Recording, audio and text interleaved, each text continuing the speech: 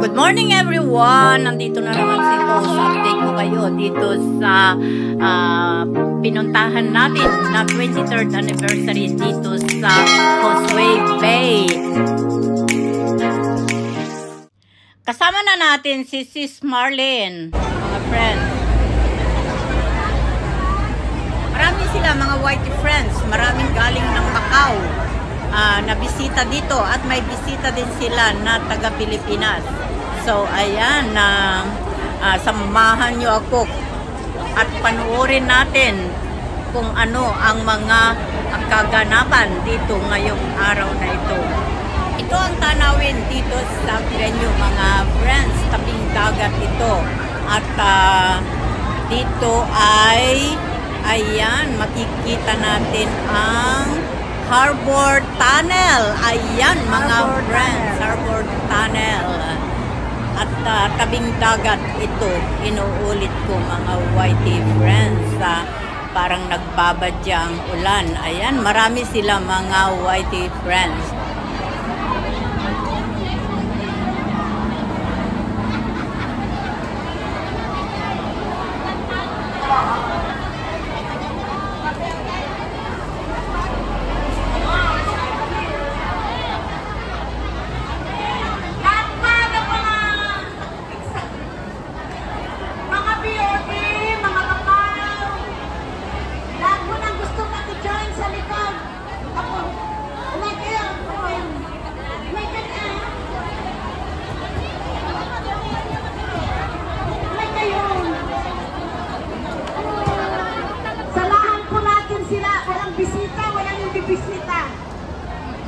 Lunch break muna mga whitey friends at bago mag-start ang kanilang mga activities dito sa anniversary na ito.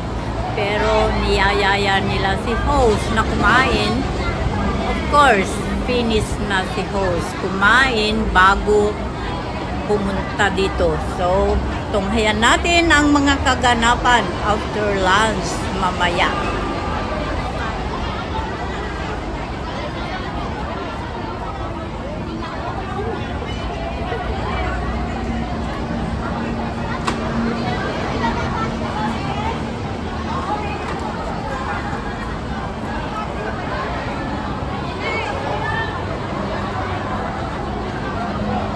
Ayan ang kanilang logo mga whitey friends. Onion Espiritista Christian.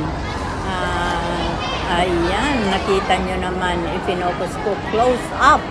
Ayan. At ito ang update ng lunch break nila bago mag-start ng program.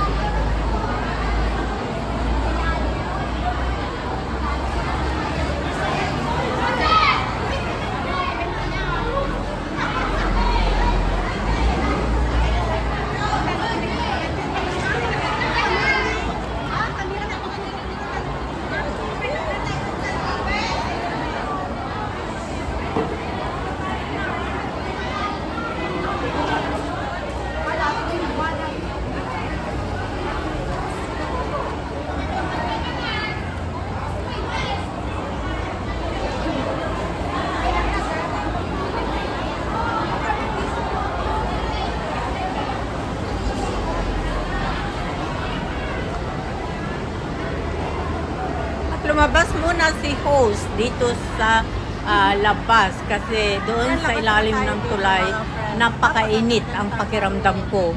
So ayan, dito si host at viewing naman muna tayo dito sa kapaligiran, napakagandang kapaligiran mga whitey friends. So ayan, daming mga sasakyan patungo sa iba't ibang lugar.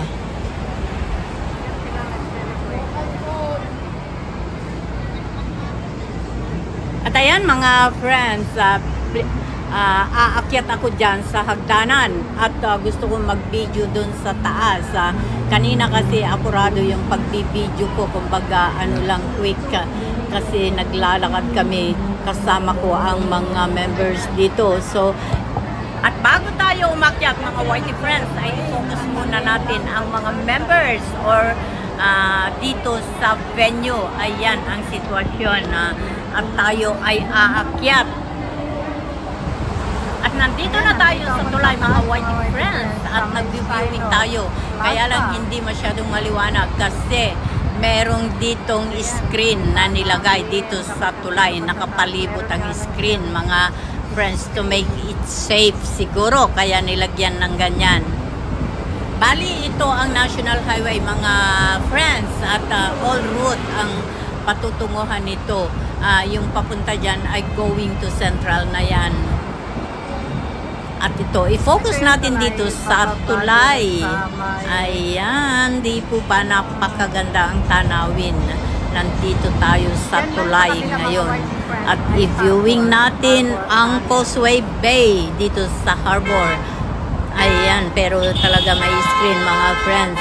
Nandyan yung screen na nablablak. Sa bagay, hindi naman sa gabal.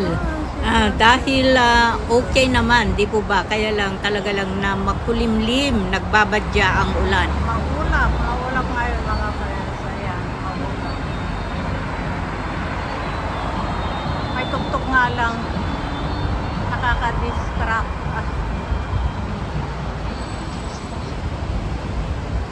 Dumako naman tayo dito sa kapila, mga friends. Kumbaga, opposite nung harbor. Ito naman ang tanawin. Ang daming sasakyan. Pero dito, hindi matraffic. Hindi kagaya sa atin na matagal pag-traffic. Dito hindi. Kapag time na nag-go yung drawing na tao doon sa bus slide, sa bus stop ay huminto ka sa sasakyan at ang tao ay dadaan. Ganyan dito mga Whitey friends.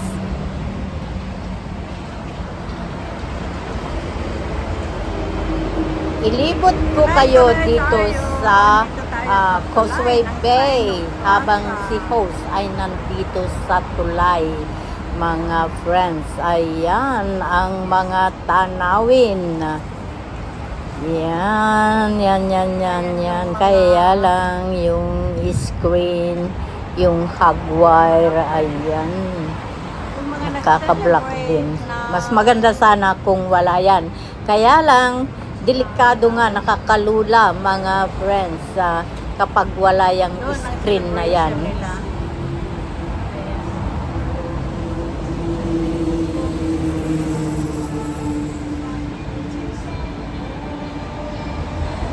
Dito, ilibot ko kayo mga friends. Yan ang pinanggalingan ko na tulay. At yung harbor ay kitang-kita kapag nandito ka sa taas na ito. So, ayan yung mga sasakyan. Ayan, pagmasdan ninyo ang napakagandang tanawin. Dito ito mga friends sa Causeway Bay. Causeway Bay ito mga friends. Nakikita nyo yung mga sasakyan. Mayroong dumadaan sa taas, meron sa baba. At yun kung saan ang grupo ay mag-celebrate ng 23rd anniversary ay dyan sa ilalim ng tulay na dinadaanan ng mga malalaking sasakyan. Ganyan dito mga friends, kung ayaw nyong mag-indoor, kasi kapag nag-indoor ka, may limitasyon ang oras. Kapag outdoor, wala. At ayan, pagmasdan ninyo ang mga sasakyan, nakahinto sila ngayon. Dahil syempre, naka-red light, danger. So, stop ang mga sasakyan. At mamaya, pag nag-green, yung yung light na para sa mga bus, ayan, nag-green na siya mga friends. At of course, yung tao doon sa bus stop ay mag-red kapag ganyan. So, kayong mga tao, huwag kayong tatawid. Otherwise, masagasan kayo. Ganyan ang ibig sabihin. Ayan mga Whitey friends, patuloy lang tayo sa ating panunood, pag-viewing dito sa napakagandang tanawin dito sa Causeway Bay, Harbor Side mga friends.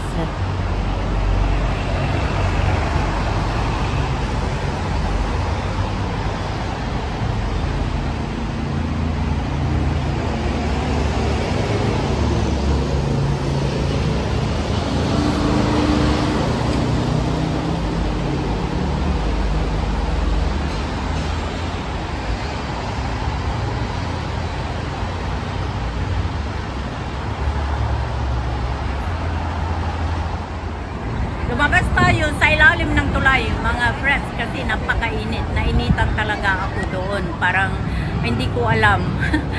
Parang yung init ay kakaiba kapag nasa ilalim ka ng tulay. So lumabas tayo. At ito, nag-viewing tayo dito sa pagkalabas mo doon sa ilalim ng tulay. Diyan lang naman sa tabi niya mga Whitey friends. At ito, nakikitang maganda ang mga magandang tanawin. At ayun, yung Cross Harbor Tunnel at i-close up natin. Close up. Ayan, Cross Harbor Tunnel. Dito sa ano lang ito mga friends, katabi ng venue. Kaya ito nga ay harbor, Cross Harbor. At ayan, napakaganda naman ang tanawin. Balik tayo dito sa group.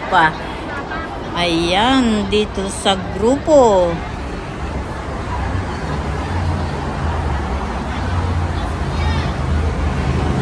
Akala ko nung una ako lang yung hindi naka-white ng pangitaas, mga Whitey friends. So, para ako nahiya kanina.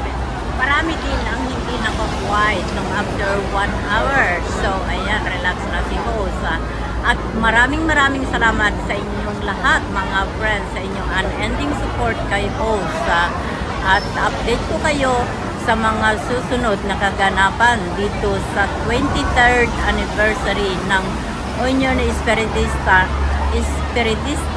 Christian Hong Kong chapter mga Whitey friends. Kaya nang sinabi ko kanina, maraming bisita from Philippines and from Macau. Sana nag-enjoy kayo mga Whitey friends sa update na ito. Thank you. I love you all.